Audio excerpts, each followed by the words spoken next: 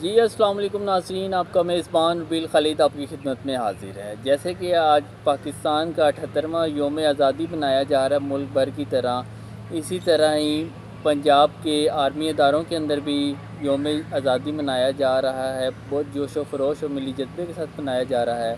اس وقت ہمارے ساتھ موجود ہیں آرمی سے جو ریٹائرڈ ہیں آفیسر، اس وقت ہمارے ساتھ موجود ہیں راشد سائم صاحب، جو as a professor cadet college کے اندر اپنے فرائض سر انجام دے رہے ہیں۔ ان سے جانیں گے آج آزادی کے موقع پر ان کا کیا کہنا ہے۔ جی السلام علیکم راشد جی صاحب، آپ وعلیکم کا بہت السلام۔ بہت شکریہ، آپ نے آج کے دن قیمتی وقت نکالا اور ہمارے پروگرام کو ٹائم دیا۔ جی آج سب سے پہلے تو آپ کو آزادی مبارک ہو، بہت 78واں شکریہ، یوم بہت آزادی شکریہ۔ منایا جا رہا ہے، اس حوالے سے آپ کا کیا کہنا ہے؟ دیکھیں جی، آزادی جو ہے یہ ہمیں اس کو حاصل کرنے کے لیے کتنی قیمت ادا کرنا پڑی ہے، کس طرح سے ہم لوگوں نے اپنی جانوں کی قربانیاں دی ہیں، اپنے اباء و اجداد کو قربان کی ہے، ہماری بہنوں بیٹیوں نے اپنے بھائی اپنے شوہر قربان کی ہے، ہماری ماؤں نے اپنے لاتے جگر قربان کیے ہیں۔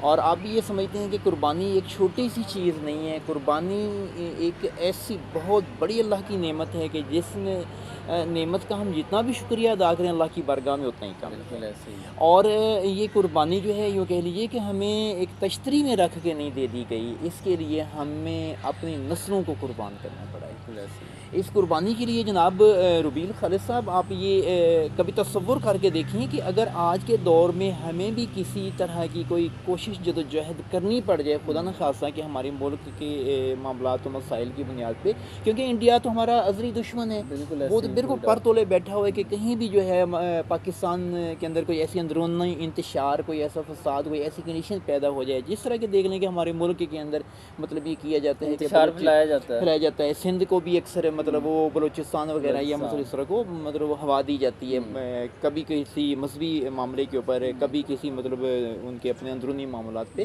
تو خدا نہ خاصا کبھی کوئی ایسی گمبھیر صورتحال بن جاتی ہے جس کے لیے ہمیں اپنی جانیں قربان کرنی پڑیں، اپنے بچے قربان کرنا پڑیں، تو پھر اندازہ لگا لیجئے کہ ہمارے ماں باپ ابا اجداد ہمارے بزرگان نے اس اسلام کی خاطر جو قربانیاں دی ہی دی ہیں، اس وطن کو حاصل کرنے کے لیے کتنی قربانیاں دی ہیں۔ تو میں آزادی کے اس موقع پہ اس قوم کو یہ پیغام دینا چاہوں گا کہ آزادی اللہ کی ایک بہت بڑی نعمت ہے، اس کی قدر کیجیے۔ یہ آزادی جو ہے یہ اللہ تعالیٰ نے ہمیں صرف وہ کہہ لیں کہ جی ہندوؤں سے آزادی نہیں دی، اللہ تعالیٰ نے ہمیں بھارت سے آزادی نہیں دی، ہمیں اللہ تعالیٰ نے آزاد نظریہ دے دی ہے، آزاد سوچیں دے دی ہیں۔ ہم آزاد اس طرح سے بھی ہیں کہ اسلامی روح سے بھی دیکھا جائے کہ ہمارا جہاں جہاں کہہ لیں کہ جی دل چاہتا ہے، سفر میں ہیں، ہم ہجر میں ہیں، گھر میں ہیں، باہر ہیں، جہاں بھی، تو ہم اپنی گاڑی روکتے ہیں، اترتے ہیں، نماز ادا کرتے ہیں۔ سجدے کی پابندی نہیں ہے، عقیدے کی پابندی نہیں ہے، سوچ کی پابندی نہیں ہے۔ تو یہ آزادی جو ہے یہ ہم آج پاکستان کا 78واں یوم آزادی منا رہے ہیں، تو میں آپ کو بھی بہت بہت مبارک دوں گا۔ ہمیں اپنے ملٹری اداروں کو، اپنے ایجنسیز کو، اپنے تعلیمی اداروں کو، اپنے ہیلتھ ڈپارٹمنٹ کے جو ہمارے ڈاکٹرز ہیں جو ہمارے لیے ہم وقت وہ کہہ لیں اپنے آپ کو تیار رکھتے ہیں، اور اسپیشلی میں نوجوان نسل کو یہ پیغام دینا چاہوں گا کہ ہمیں ہر گھڑی تیار رہنا ہے، ہر گھڑی کامران رہنا ہے، اور کسی بھی لمحے خدا نہ خواستہ کوئی ہمیں چیلنج کرتا ہے، کوئی ہمیں للکارتا ہے، تو پھر ہم نے وہی تاریخ دہرانی ہے کہ اپنے سینوں سے بم باندھ کے ہم نے ٹینکوں کے آگے لیٹنا ہے اور دشمن کی صفوں کو ہم نے چیر کے رکھ دینا ہے۔ تو آج بھی جذبہ جو ہے وہ ہمارے اندر کم نہیں ہے۔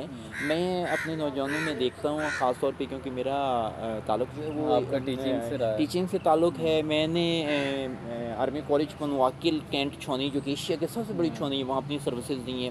اس کے بعد میں نے پنجاب دان اسکول سیکٹر کے اندر بھی کوئی 7 سال کی اپنی سروسز دی ہیں۔ تو جیسے کہ ناظرین ہمارے جو دیکھ رہے ہیں، بچے بھی دیکھ رہے ہیں، آج کل یہ چھاں کی جگہ پاں کا بڑا کنسیپٹ ہے، وہ کہتے ہیں کہ پاں نہیں چھاں کریں، اس بارے میں کیا کہنا چاہیں گے آپ؟ دیکھیں، ہم بڑے تو ہو گئے ہیں لیکن ہمارے ذہن شاید کبھی بہت چھوٹے ہیں۔ بالکل ایسے ہی قربانی کی اہمیت کو ہم شاید ایک کھلونا سمجھ رہے ہیں۔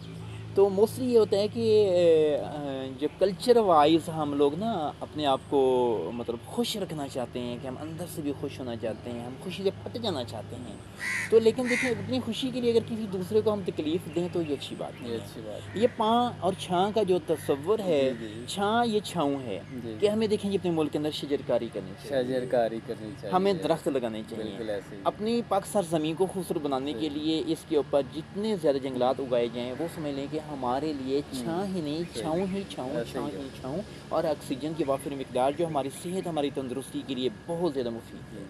تو جہاں تک پاں کا تعلق ہے تو وہ ہمارا دل چاہتا ہے کہ ہم باجا بجائیں, وہ توتری سی یا بجائیں, تو پھر ہمیں سڑک کے کنارے بھی کھڑے ہو جانے میں کوئی قباحت نہیں ہے. تو ہر گاڑی یہ آئے گی مختلف قسم کی ہمیں ہارن سنا دے گی, پاں تو ہمیں فری میں بھی مل جاتی ہے.